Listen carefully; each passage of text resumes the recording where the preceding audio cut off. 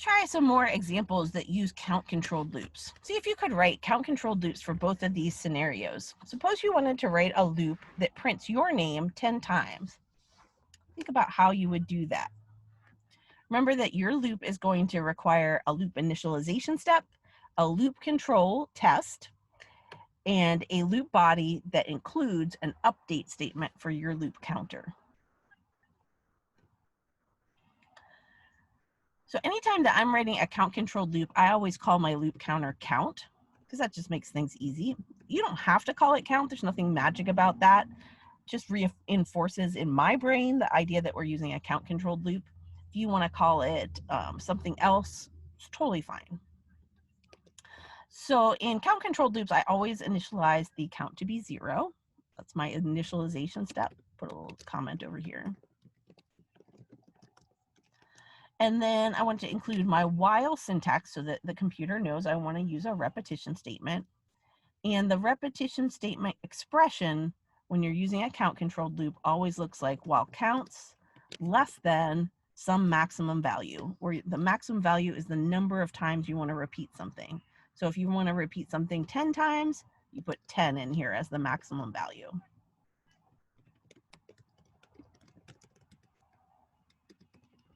And again, that's called the loop control or the loop test. Then we need to indent our loop body. And in this case, we want to capture the algorithm that we want to repeat. We want to repeat our name. Your name in the print statement, whatever you want. And then finally, every loop needs an update step. And the update step always adds 1 to the counter in a count-controlled loop. And that always looks exactly like this.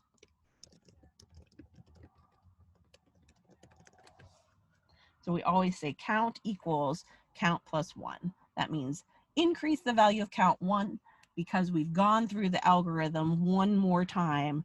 We're working closer towards this maximum value.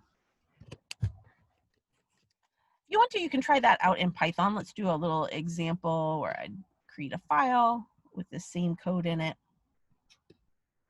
So I wanted to set count equal to 0. My while loop is while count is less than 10. It's my loop test. The body of the loop is printing a name. And then the loop update step is adding 1 to the current value of count. So it looks like that. Let's try it out.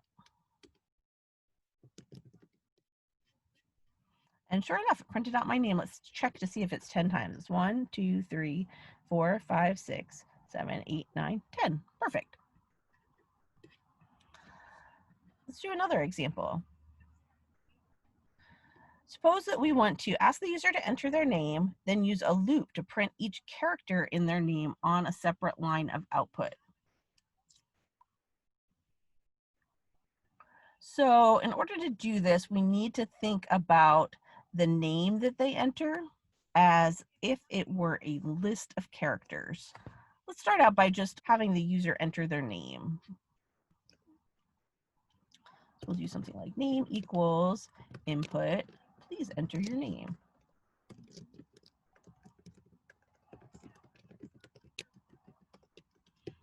Awesome. And now let's think about what that looks like in the computer's memory whenever we enter a name. Let me scroll around here. So if we enter a name, let's say we enter Karen, that's my name. Word is being super helpful to me right now. I'm just going to do it without the quotes. So if the name is storing the characters K-A-R-E-N, you can think of those as being a list of values. Let me draw it as a list in little individual boxes. I have 5 columns and 1 row. So I'm going to have the K in the first space, the A in the second space, the R in the third space, the E in the fourth space, and the N in the last space. And of course, those aren't going to be capitalized. That's just Word being helpful, changing my capitalization. All right, so it's going to look just like this. So a string where you have all this character data grouped together, it's really kind of like a list of individual characters. And you can treat it just like a list where the first space is index 0, the second space is index 1, the third space is index 2, fourth one's index 3, and the fifth one is index 4, and so on. So in other words, if we want to print out the very first character in this string, we would print the name at index 0.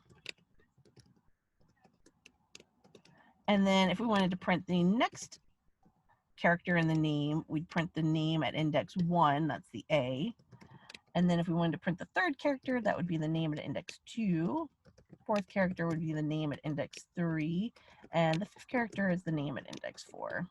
Of course, these aren't supposed to be capitalized. That's just Word being helpful. It's like super helpful to me today.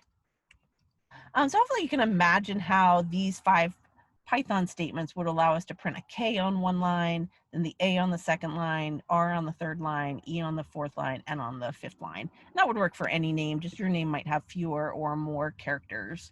So if we want to use a loop to print out each character on its own separate line, let's try to envision how we could apply an algorithm to this process. Like, what's similar about all of these different statements that we're using to display data?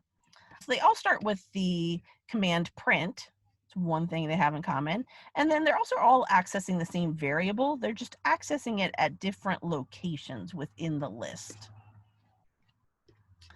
And how many times is it going to repeat this whole process? Well, it depends on how many characters are in the list. So let's think about, how do we know how many characters are in a list? We have a special command that lets us do that. You guys remember?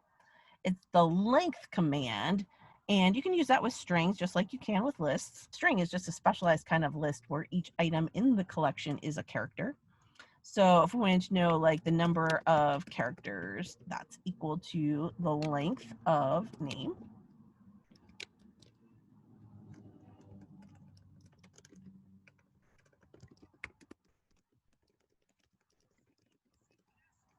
And using that length command rather than hard coding in a literal value like 5 is going to make our software really flexible. If we put a 5 in there, it would work great if it was my name, Karen, and some other names like Chris, but it wouldn't work great if our name was Alexandria or if our name was Alex, because those have different number of characters. So having something in here that calculates the number of characters specifically based on the user input is ideal. All right, so now we want to write this repetition process, and we're using a count controlled loop. And remember, I said that the count controlled loop, the initialization step is always count equals 0.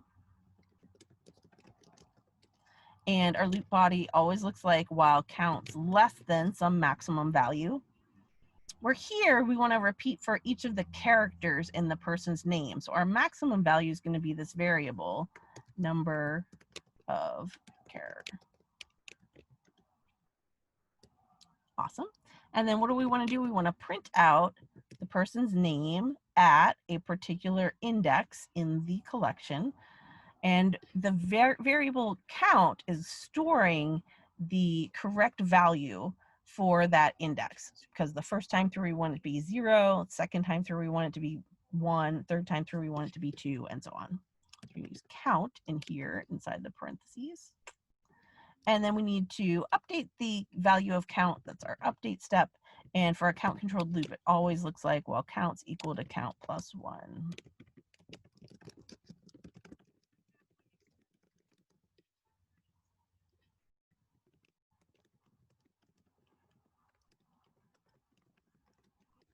Awesome. Let's try that out and see how it works.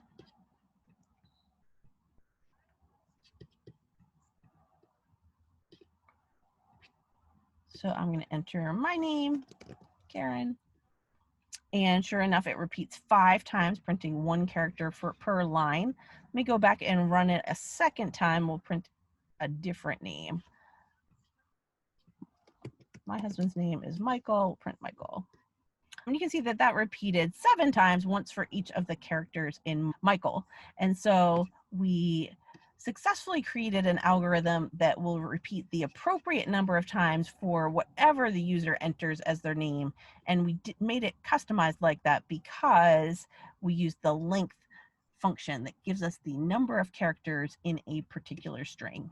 We're going to learn some more about strings in a couple weeks, and that'll increase the number of algorithms that we can use with character-based data.